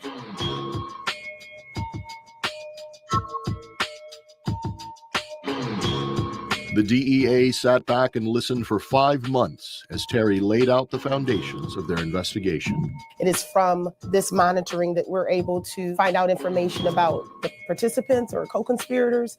We're also able to determine whether or not there is any drug activity taking place. We were able to listen to Terry direct a driver to take some kilograms of coke down to Louisville, Kentucky for distribution. That aided us in conducting a traffic stop and seizing 10 kilos in that particular load vehicle. This case could have ended with the wiretap on Terry's phone. DEA had him directing a guy to take the dope down south. They intercepted that car, got the dope, but there was a decision made, DEA, IRS, and with the blessings of the prosecutor's office, that, we're going to take it as far as we can go. We're going to identify all the members of this organization. We're going to identify all the people who are helping them launder their money. And that's what happened. Over the course of 5 months, the DEA compiled over 900 pages of transcripts from Terry's phone calls, but there was not one phone call between Terry and Meach. Terry used to like to dilute and reconstitute his kilograms, stretching the number of kilograms to increase his profits, while Meach's theory was don't sit on it, move it, and he enjoyed a reputation of distributing very pure kilograms. So on the street, Terry's cocaine was referred to as Moet. Not bad champagne, but Meach is referred to as Cristal, top shelf champagne. A couple of months before we initiated our wiretap in April of 2004, while Demetrius was on house arrest down in the Atlanta area, his underboss, Chad Brown, was going around talking to Terry's customers saying, Terry's dope is no good. He dilutes it, it's poor quality. You should be buying dope from Demetrius and our side. That upset Terry very much. So Terry took a group of individuals and confronted Chad Brown in a house that was full of girls, his friends, and embarrassed him, and was screaming and yelling, waving the gun around, accusing him of attacking Terry's livelihood. Demetrius believed that Terry should have had that conversation with him out of loyalty for his side of the organization. He said, Terry may be my brother, but we're done. And it probably was the reason that we were unable to identify a phone for Demetrius and never successfully intercepted any of his phone calls. We coming in at the top of the game. We got all the cars we want, all the houses we want, all the clothes we want, all the jewelry we want, and all the hoes we want. And we don't need nothing else but to make good music. By 2004, Meach had solidified himself as a public figure. He was actively sponsoring young rappers in and around Atlanta. His father was a musician. He surrounded himself with musicians. I think that he had a genuine love of the rap scene in Atlanta in particular, which was blowing up in a big way at the time, in large part thanks to his willingness to sort of sponsor rappers. He really did think that if he could get one big break on his record label, that he might be able to stop with the illegal stuff. Maybe that's not reality, but that's what he said. Meach pumped excessive amounts of money into Blue's hip-hop career, believing that his financial backing could launch a young rapper into stardom. At a time when most record labels were faltering and budgets for music videos were being trimmed, Meach spent a little over $500,000 on a little-known track, We're Still Here.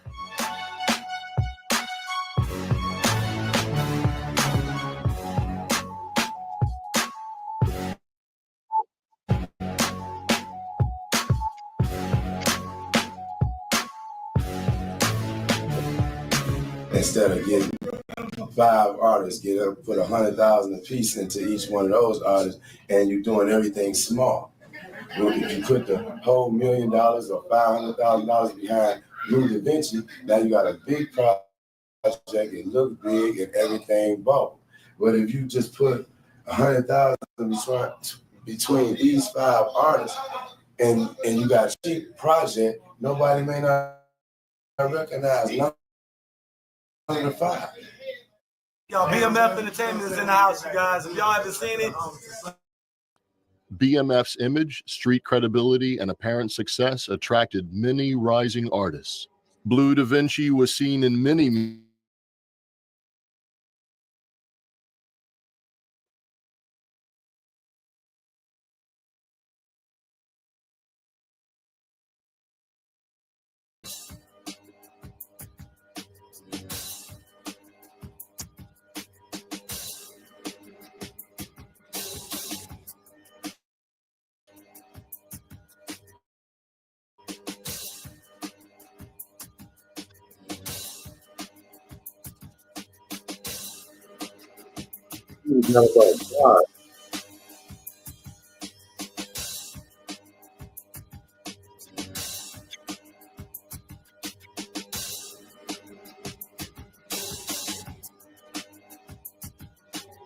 Saying something, nigga. It's a real movement going on right here. Young Blue Da Vinci, Young Jeezy, Baby D, and the rest of the motherfuckers that roll with the BMF Entertainment Squadron, nickel. There was an intercepted call between Terry Flannery and his sister, and Terry poured his heart out to his sister. He was very frustrated with Demetrius, very angry over their split. He was very concerned that Demetrius's flamboyant lifestyle was going to cause law enforcement to identify what they were doing and bring heat on the whole organization and bring them down. The irony of it was that Terry's calls were being intercepted by DEA. How you doing today, son? What up? I still feel like I'm on a tight task. When you got pulled over, you gave me your real name? I gave him everything, and you know what he gave me a problem about? That Ken. What Ken? About over there. About that other situation. Yeah, that's what they said. They sent the people to the house about that. Yeah, because he went real crazy over that, too. But he was mad because he couldn't stand nothing. That's why he did that, too. All right, so I know what to do for that. Okay, thank you, sir. All right.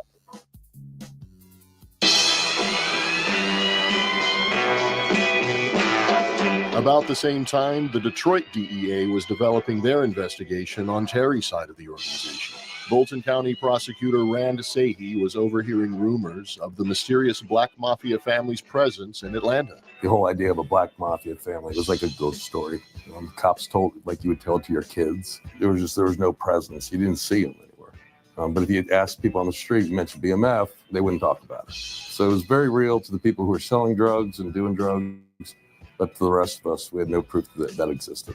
The Atlanta side of the investigation began on the night of September 7, 2003. Police were alerted to a shooting after an opposing crew targeted a BMF stash house for a robbery. We had a case. It was a shooting, a home invasion, where the people who were in the home actually shot the invaders, moved everything out, dropped the invaders off at the hospital, but they left a key of coke in the process of cleaning out their house. Their house had a large bank-type vault in it, and they claimed to be BMF, and that's where it started. One of the men arrested at the house was one of Meach and Terry's key financial consultants. It was Doc Marshall and Kenneth Harvey, the 2 defendants in that case. Doc was very smart with numbers. He was really called the CFO of BMF. He ran all kinds of spreadsheets and reports for both Meach and Terry. Bill Marshall is the kind of guy that drug traffickers need. He knew how to work the financial side of things and obtain loans on cars and homes and to cover up the source and ownership of those items. Without a guy like Bill Marshall, they cannot enjoy the fruits of their labor. The incident was not the first time Doc Marshall had come up on law enforcement's radar. He first came on our radar during a roundup on the Puritan Avenue investigation. We seized a BMW 760, $125,000 car. The vehicle had been obtained through Bill Marshall's business called Exquisite Empire, which was based out of Atlanta. As police searched the crime scene, they found a key notebook that contained obvious drug records of the trafficking organization, including associates' names and phone numbers and straw buyers' identities. The shooting at Doc Marshall's house was Atlanta's first taste of the Black Mafia family, but it was not its last. Meach himself made headlines 2 months later for his involvement in a high-profile double homicide. On the night of November 12, 2004, Big Meach was treated in the ER for a gunshot wound to his buttocks. Earlier that night, there was a shootout outside of Club Chaos, a hot nightclub in Atlanta. One of the men killed at the club was P. Diddy's bodyguard, Anthony Wolf Jones. Wolf was a well-known guy here in New York who was very much a street guy. He had a very quick temper. The story goes that Meach was hanging out with Jones's ex-girlfriend, and Jones would not have it. An argument ensued, and then guns got drawn. And then Meach had his guy with him, and Wolf had his guy with him, and ultimately Wolf and his guy lost. Meach was initially arrested for the double homicide. The Atlanta Police Department conducted a search on a mansion they believed to be Meach's residence. They hit this Bel Air Lake house, the White House, which is the Flannery house. They go there looking for a gun that they believe Demetrius Flannery may have used in the shooting at the club down there. Although the murder weapon was never found, a notebook similar to the one seized at Doc Marshall's house was recovered. The Atlanta investigation was heating up, but Meach's murder charges would soon be dropped. No witnesses would come forward, and as Jones was shot from behind, there was not enough evidence to maintain the charges. It was a justified shoot. No matter how bad everybody wanted to get Meach, that was one where the evidence pointed to the fact that they were defending themselves. Jones stepped out of line. Over the course, and Puffy started hanging with Meach after that.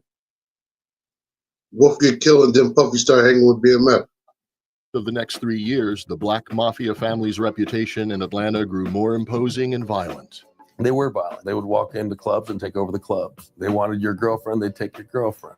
They wanted your car, they'll take your car. There was not a damn thing you could do about it. The gang's numbers swelled, and their ominous presence loomed throughout the city clubs.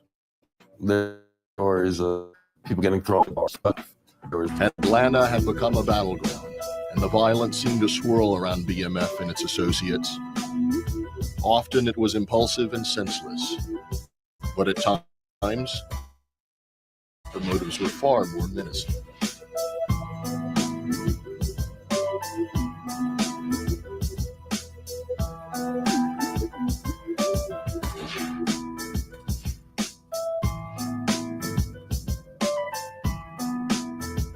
I got some shit that'll stand you up, and I got some shit that'll take your life in this motherfucker. Nigga, this that 357, nigga, that Trey Pound, nigga, Magnum, nigga, with a lot of gunpowder behind each shot. This that shit that's gonna blow you about 4 feet back, nigga.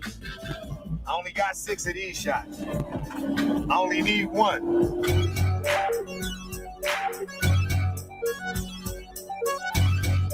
As more and more attention was being brought upon the organization, Meach became openly defiant in believing his hip-hop company could blur the line between art and reality. Probably no secret to them that we were after them. They thought they were untouchable, and they were taunting us. Blue, man, this man is interfering with my business. You need to get down here and talk to this man. I don't know what's going on. I'm trying to count this. I don't know why somebody let him in the room to see what's going on anyway, man. In 2004, he even commissioned billboards in Atlanta claiming the world was BMF's, a throwback to Scarface's mantra. The billboards was when it was enough was enough. That billboard was always a bone of contention with the district attorney himself. The fact that they could just be so out there. He was very determined, and so he took the handcuffs off of us.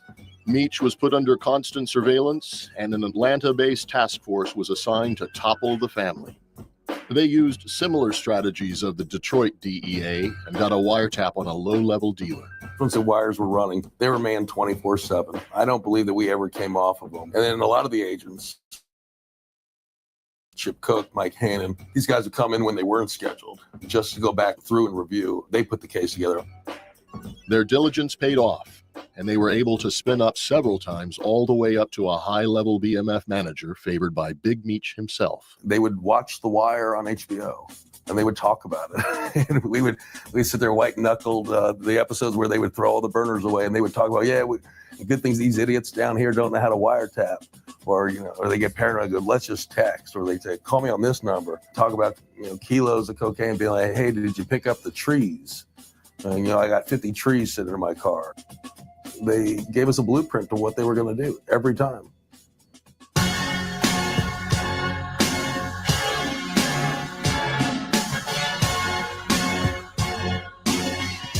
As the evidence mounted, the Atlanta Task Force conducted a series of takedowns on BMF associates and stash houses. Meech had started to see ghosts. He was seeing cars and cops everywhere he went. The heat was on Meech, and he knew it. He pulled his crew out of Atlanta and headed toward Miami. He had a female assistant, Yogi.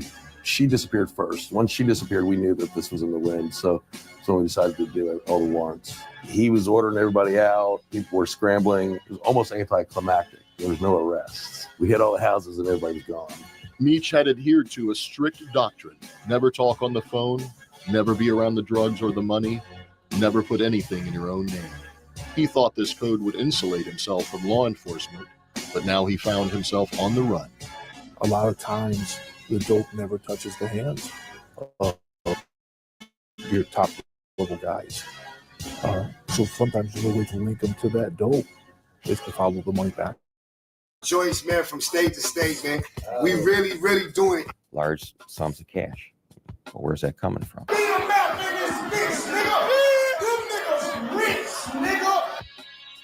We caught a break with some of our intelligence and financial records, and that changed people's perception from it's an urban legend to, wow, these guys are actually making millions and millions of dollars and essentially living better than celebrities. I mean, flying around in Learjets, staying in presidential suites, living in multi-million-dollar homes in multiple states. Meech was down in Miami. There was a place he was renting there, this gated house, at like $30,000 a month. Every place we stay at, LA, Atlanta, Detroit, we have homes, our own homes. We don't have to go in and rent shit. We got our own houses, we got our own cars, we got our own hoes, we got our own clothes.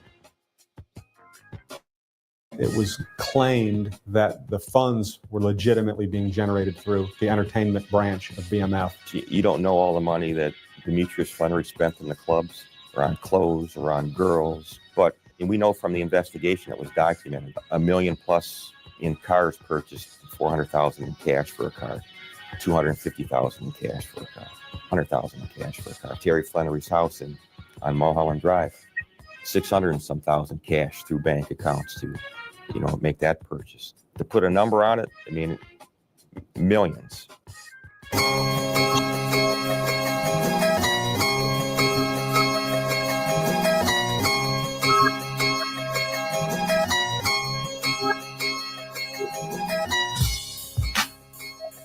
They felt that on the business side of things with the music, that's seen as so legitimate that it provides cover for all of these expenditures that you're engaging in. Meech had a fleet of luxury cars fit for a sultan. Rolls-Royce Phantoms, Bentley Continentals, Lamborghinis. Apparently, he maybe had the only white Maybach in the United States. He had one shipped to himself from Saudi Arabia. It wouldn't take an auditor very long to realize that there was way more money being spent than would be coming in through hip-hop. For Meech's 36th birthday, he threw himself a $1 million star-studded party at the Atlanta nightclub compound, complete with champagne fountains and live exotic animals. That's the part of him I really like, the Meech of the Jungle birthday party. I think those were the fun days of Meech, him telling Atlanta he was there. And then came the strip clubs. BMF was notorious for their overindulgence in the nightlife. I was in the clubs at the time when the BMF guys were here in New York, where they were spending tons of money. Girls would just pick them up. They would have a payday when BMF came to town. BMF would go out in droves. Each member would get his own $400 bottle of Cristal champagne. The clubs either alternately loved it or hated it when they came in because they would sell out of champagne on the one hand, they'd have to deal with sort of the threat of violence.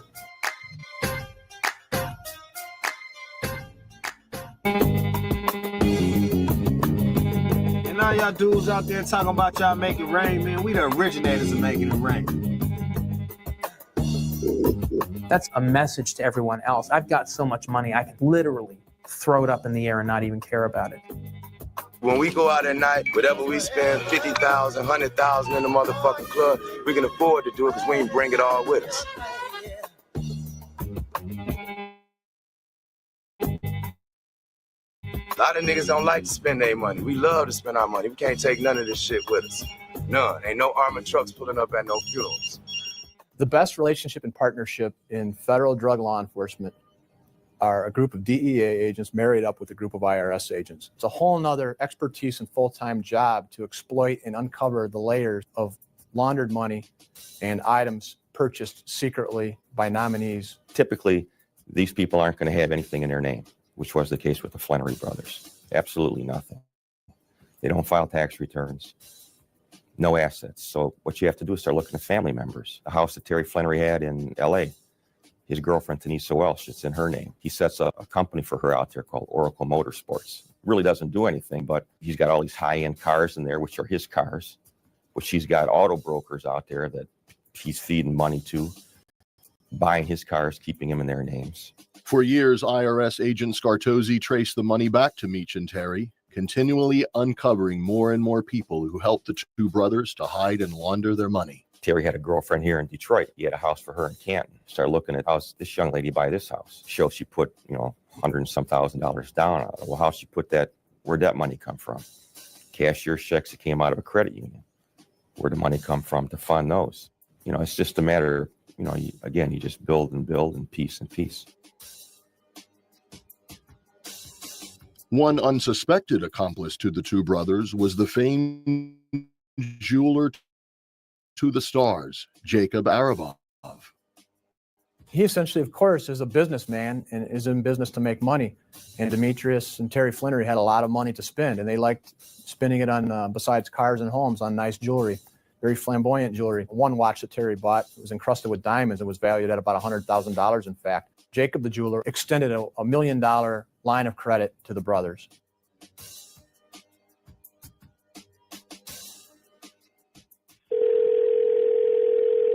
To leave a voice message, press 1 or just wait for the tone. White boy, SOS, she left me. To leave a voice message, press 1 or just wait for the tone. White boy, SOS, she left me in the jungle, man. It's the jungle out there, man. If you are satisfied with your message, press 1. To listen to your message. On October 28, 2005, the long-awaited federal indictment for Demetrius and Terry Flannery was unsealed. 25 BMF members were initially charged with a range of felonies, including money laundering, conspiracy to distribute cocaine, and for the brothers, running a continuing criminal enterprise. We had overwhelming information and evidence, and it just kept growing exponentially. In fact, the problem for us really became not was there enough evidence, but it became keeping the evidence organized, trying to determine what evidence to use and what not to use. We had so much. The DEA's case was based on wiretap evidence, both on Terry's and Meech's side of the organization. The IRS had compiled a massive amount of evidence demonstrating that the two brothers had been hiding and laundering huge sums of money, proceeds from illegal drug operations. Together, the DEA and the IRS had coordinated local police departments from all around the country and amassed enough evidence to demonstrate the extraordinary reach of the Black Mafia family. On initiating the investigation, Frank and myself and other agents went to great pains to try to identify random law enforcement contacts with members of the BMF. And in fact, we were able to identify approximately or more than 500 kilograms worth of seizures from random law enforcement activity and several $1 million worth of money seizures. We knew who the players were as far as when we know somebody got stopped. Okay, we know that was associated with BMF. Now let's backtrack and find out exactly how he was tied in. Analysis would be done of the phones they were carrying, and the address books would be looked at, and there would be a common theme in the names that were stored inside the cell phones. Investigation from there on the vehicles and the titles and the ownership often led to tying those vehicles and those individuals and those seizures back to the BMF. On the lead up to the takedown, tensions were high. Years of hard work had gone into the investigation. They needed to catch Meech and Terry. It was a concern that Terry and Demetrius might get away. They had passports. They were worldly. They had traveled to Europe and elsewhere and had the means to disappear. And if they disappeared, my way of thinking is that the case was a failure. But the marshals doing what they do well, they came up with some information about Demetrius's whereabouts. They actually arrested Demetrius in Frisco, Texas on October 20th. Terry was taken into custody in the St. Louis, Missouri area the day of October 26th. And in pretty short order, we had all 25 of our defendants off the Detroit indictment in pocket. Several of the 25 defendants immediately began to cooperate with the DEA, including one of Terry's most trusted managers. This whole death before dishonor, that's all good when the money's flowing. But when the money dries up and there ain't nobody looking out for you, and then you yourself are looking at a pretty long sentence, the way I look at it, it's every man for himself. We just really trying to motivate niggas and let niggas, know that niggas is really out here getting it like this, man. It ain't hard to get. The shit ain't far away. All a nigga gotta do is get on a real serious grind, man, with a real group of niggas that ain't gonna fucking tell, nigga. Another key defendant that turned was BMF's CFO, William Doc Marshall. Bill Marshall, not unlike many other defendants in this investigation, began to cooperate, essentially looking for a way to reduce his future prison sentence. He really laid out a lot of the financial stuff of the BMF organization. He really filled in the holes as far as how the straw buyers worked, how they moved money from city to city. His information was very useful going forward, and we went from 25 defendants to where we ended up, which was the conviction of 66 defendants in Detroit alone. With the help of Doc Marshall and other cooperating defendants, the DEA was able to effectively dismantle the Black Mafia family. All in all, 125 members, associates, and relatives were indicted and convicted. Out of the 125 members indicted, only 8 went to trial. Just 2 days before their trial dates, Meech and Terry both pled guilty without cooperation. They were sentenced to 30 years.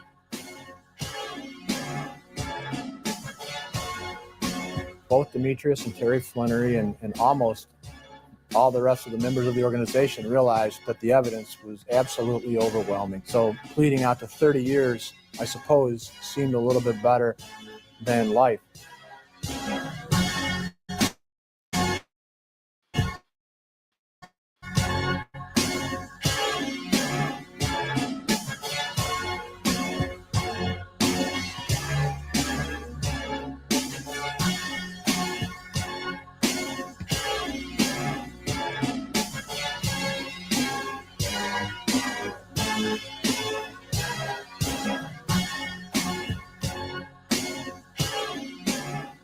The financial judgment in the indictment and what the Flannerys took responsibility for when they pled to 30-year prison term was $270 million. And if you conservatively convert those dollars into kilos, we're talking about the distribution of between 15 and 18,000 kilograms of cocaine was during the life of this conspiracy. And this, one of the largest homegrown domestic distribution organizations in the history of our country.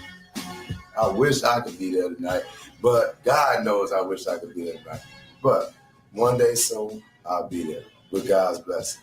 I just want to thank everybody for coming. Hope they enjoyed it. Don't want to take up no more of your time. Just have the time of your life, and I'll see somebody in the morning.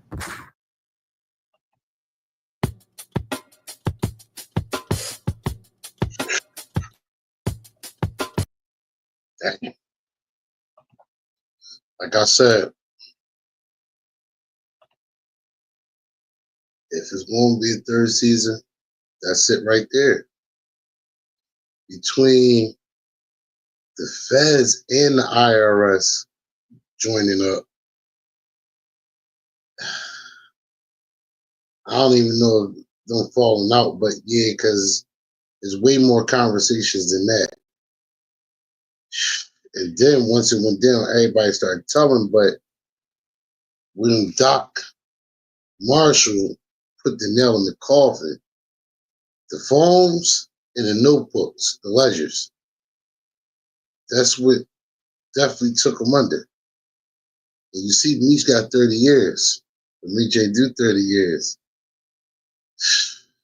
And you see the St. Louis, they ain't really talking about St. Louis. They bring it in there. That's where T got booked at. So that's the real downfall of BMF. That's how everybody went to jail. They had 25 people at first. That ballooned to 60. Then ballooned to 125 people that they locked up. 125 people locked up. So that if there's going to be a third season, are you going to use these people real names, image and likeness? Do they want money? Because now this is a lot of people. You said BMF had 500 people at one point. 500. You seen Freeway in the video. They had everybody. So this BMF situation, man, this second downfall with 50 Cent and Cuffy and Blue Da Vinci, even with Blue Da Vinci, he would have to be in that third season. He's a part of the music aspect. In the video we watched before the documentary, you see he's looking at Jeezy as, oh, Jeezy got the deal, we on now. Meech ain't care about that. I wonder if T was upset about that too. That he fumbled that bag. I don't know. But let me know what y'all think about the first video and the documentary. And basically that's season 3. That video and that documentary, that would be season 3. Because that's what really happened in real life. Even if they change some stuff up, I don't see how. But time will tell. And let's let me know what y'all think. Let me know what y'all think about the documentary. That was a documentary that Ben came out. Like I said, I saw that DVD. But it just took me back to a lot of stuff, and hearing all the stuff now, that was their first fall. That's how they went down from the rip. So, man, that's crazy. That's crazy. So, I'm gonna keep everybody updated on this BMF situation. Will there be a third season? I heard it's already made, but if 50 don't push go, if we don't push the green light or tell Stars to go ahead and green light that, I ain't going nowhere. So we just gotta wait to see what happens. But it ain't looking good right now. Ain't looking good for BMF as a staff, a record label, and as a crew. But I hope y'all enjoyed the video. Hope y'all enjoyed the documentary. Shout out everybody that tapped in. Shout out my brother Mark Reed. Thank you, bro. Salute. Thank you for tapping in. Shout out to Wanda Real Mission Inc. in the building. Shout out to her. Make sure you check Wanda out at The Real Mission Inc. on Instagram. And if you need business consulting, grant writing, any type of stuff, hit LaWanda up. Hit LaWanda up at The Real Mission Inc. on Instagram. That's she's part of Death Row. She locked all the way in. Locked all the way in. Shout out my brother Street Sweeper. Check out my brother Street Sweeper on all platform streets. Check out Street Song Fish Fry. That's a timeless banger. But Street's got so many more bangers, man. Streets, next time you're on here, man, you gotta post a link to your project. For everybody that come in a while, they can tap on the link to your project or let them know where they can find your project at, man. Because Streets got some bangers. And he got some dope projects. He got dope features. Shout out my brother Ace the Chemist. Streets and Ace got bangers together, man. the whole Renegade. Shout out to all Renegades. My brother King Black, Killer Kels, Easy. What up?